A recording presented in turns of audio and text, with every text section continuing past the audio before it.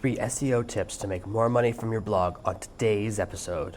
Today's episode is brought to you by Digit. Save money without thinking about it. Get paid $5 just for signing up at servenomaster.com/digit today. Are you tired of dealing with your boss? Do you feel underpaid and underappreciated? If you want to make it online, fire your boss and start living your retirement dreams now, then you've come to the right place. Welcome to Serve No Master Podcast, where you'll learn how to open new revenue streams and make money while you sleep. Presented live from a tropical island in the South Pacific by best-selling author Jonathan Green. Now, here's your host. Finding the time to do all the SEO stuff that needs to get done, that can be hard. It can take a lot of effort to maintain SEO on your website. When I started my business, I spent so long and so much time working on SEO and mastering all the different rules, and there's 200 little things that they look at when they're deciding how to rank your website. It's a lot of work, and rather than spending all of your time trying to do every little SEO thing right, I want to make it really simple and really easy for you and give you 3 very simple tips that will help you get a lot more traffic, especially as you write blog post after blog post. You will build the foundation and build a rock-solid business around your content. I'm sure you've thought about keywords, and we could talk about keyword research forever, but the main thing is to choose the right keywords. I recently talked to someone who helps to rank small pages in SEO, and one of the things I've always noticed when you try to hire an agency, they often convince you to go after the stupidest words that are so valueless. Right now, my website is ranked number 4 or 5 for the phrase, turn talking into writing. Not because I want to rank for it, because it happens to be the title of one of my blog posts, and it's a phrase that no one competes for. For some reason, 2,000 people a month type it into Google. But there's no value in that phrase because it doesn't match my audience. What's the point of ranking for a phrase that will never lead to a new follower or a new customer? It's just a random set of words that have no meaning. It's far more valuable for me to rank for phrases like escape the 9 to 5 or Grammarly review or ConvertKit bonus, because that's my real audience. Those are people that I have something to offer. If I'm number 1 for Grammarly review and you read my review and then you click the button at the bottom, you buy Grammarly through my link, then I make an affiliate commission. So that's a keyword that can make me money. Turn talking into writing doesn't really make me any money unless I try and affiliate sell Drag and Dictate or a product like that, some type of dictation software. But again, that's an idea keyword, not a buyer keyword. So when you're thinking about the keywords you're going after, you want to be more and more relevant, and longer keywords are easier than shorter keywords, and they're more targeted. Learn how to become a best-selling author is a great keyword, because anyone who comes to my website after that keyword, well, what I teach, what I offer is exactly what they're looking for. It's a great match, and it really matches my business. And it's easier to rank for that than it is to rank for best-selling author. More websites compete for the shorter keywords, and shorter keywords are not always buyer keywords. They're more often than not research keywords. They're people that are just kicking the tires and thinking about an idea. So when you're choosing your keywords, when you're doing your keyword research, you want to try to really find keywords that are longer, that match your audience. You don't just want traffic, you want traffic that might buy something. When I was ranking my very first blog, my blog about my dating life, I was number 1 for how to get a girlfriend. That's a great phrase because that's what I would talk about, is how I was trying to get a girlfriend. It was a good match. It was a good fit. Message to message, it was longer. Ranking number 1 for girlfriend, what's the point of that? People could be looking for a song called Girlfriend. People could be talking about their boat called Girlfriend or a movie called Girlfriends. It's not the same thing. So longer keywords are actually much better. They have less traffic, but it's more targeted. Now, when you're writing your blog post, a little secret is that you don't want to just keep using the same little phrase over and over again. What you want to use are LSI keywords. LSI is this fancy, complicated mathematical phrasing that basically says you find words that are similar and related based on their lexicon. So for example, become a bestseller, very similar to how to write a book in meaning. Older keyword search engines 10, 15 years ago, they just knew how to search by word, and so they couldn't tell that write a book and become a bestseller were similar concepts. But now the search engines have become much more advanced. They're much closer to sentience.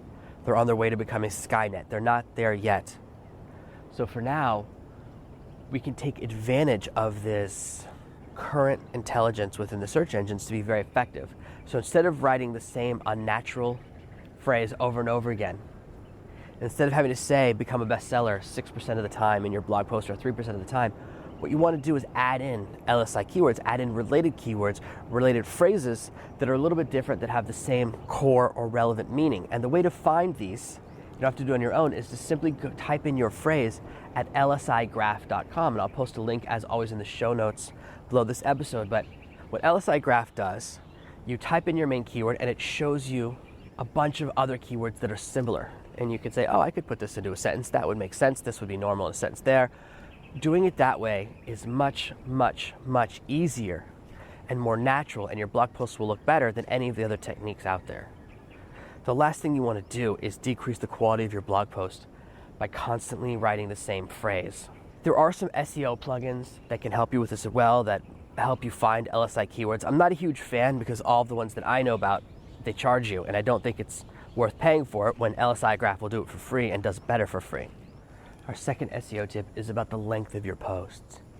If you look at what they teach you on SEO blogs, SEO forums, even the Yoast SEO plugin, which I use, it recommends that each blog post be 300 or more words.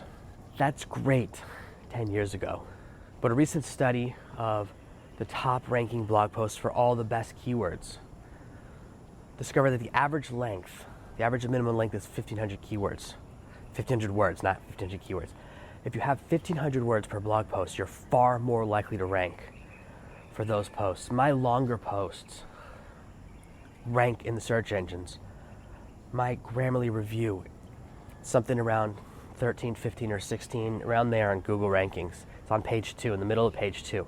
It's the longest post I have on this website. It's more than 3,000 words. Longer posts are far more effective and far more likely to rank and will bring you a lot more traffic. 5 short posts will bring you almost no traffic, but 1 long post of the same number of words will give you a lot of love. It's worth doing 2 or 3 1,500, 2,000, 2,500 word blog posts a week rather than just doing 5, 10, 300 word blog posts. Longer blog posts mean people spend more time on the page, they get more value, there's more content, and the search engines like it a lot more. Targeting 300 words per blog post, it's nothing. That's what link bait farms do.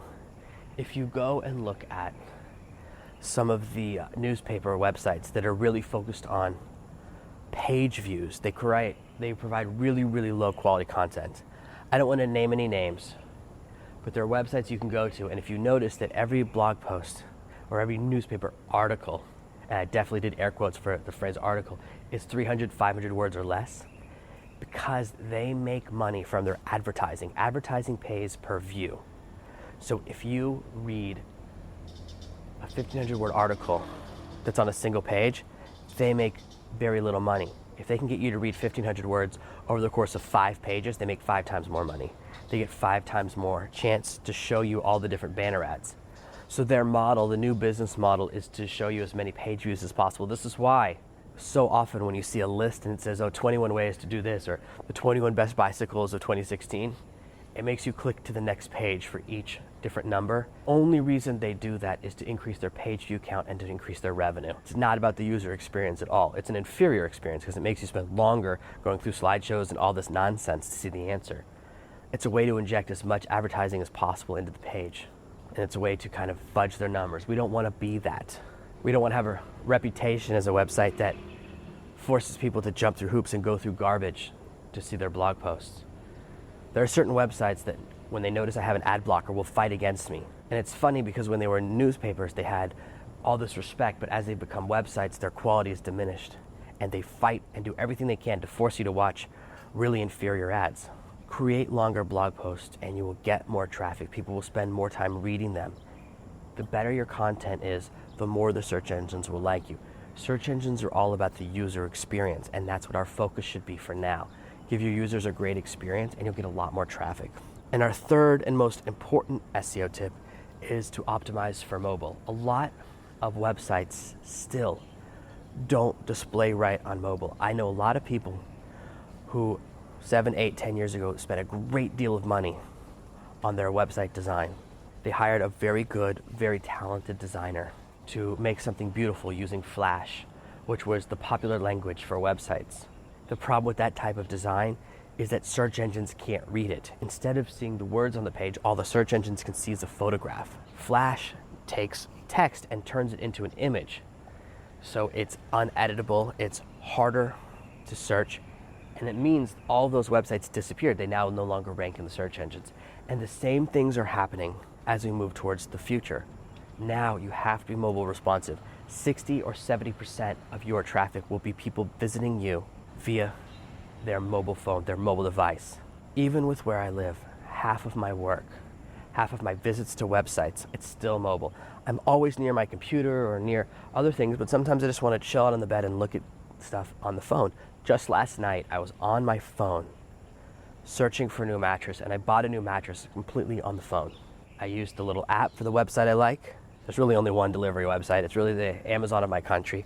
I used this app, saw that they had a California King mattress. I saw that they had a California King mattress, which I've never seen for sale. They only had one in stock. I had to grab it. I clicked add to cart, send it to me right now.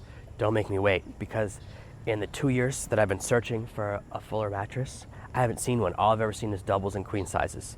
I haven't even seen a king. Now, not only do they have a king, they have a super king, they have a California King.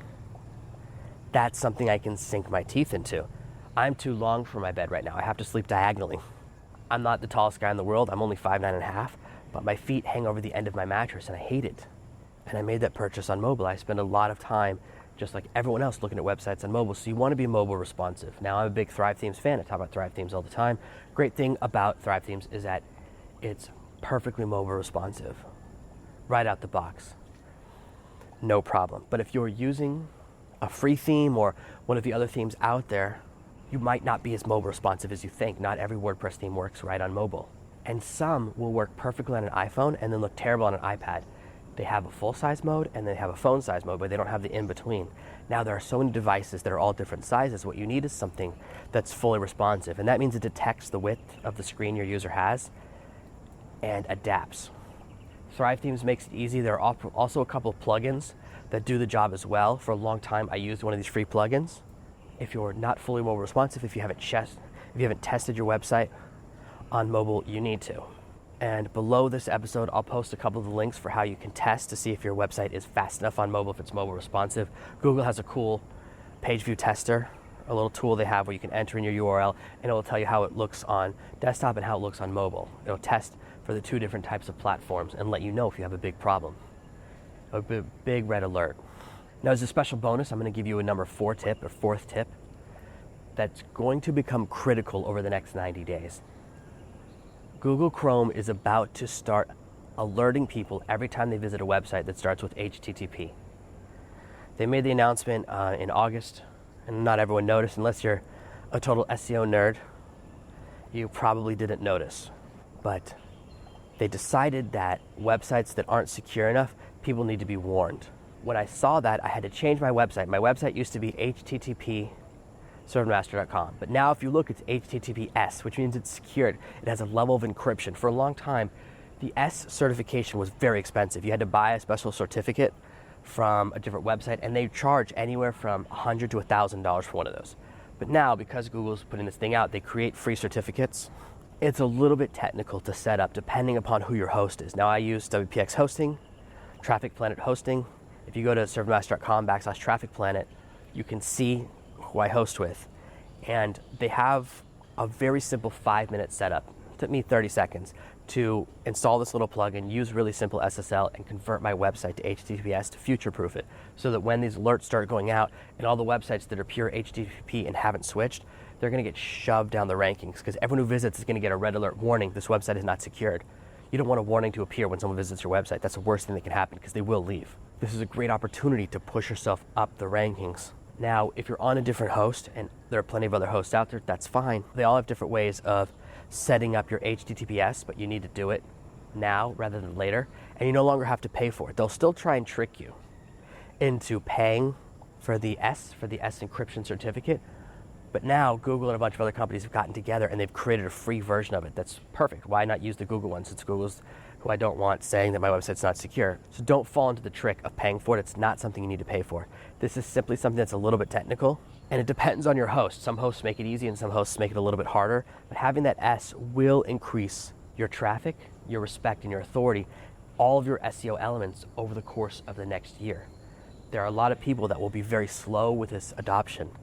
Some people will wait until after Google starts punishing before they make the change, but if you do it first, your blog will shoot up the SEO rankings. So these are 3 SEO tips to make more money from your blog, and I even gave you a 4th bonus tip about adding that S to the end of your HTTP that will really make a difference for how much traffic you get and how much money you make from your blog.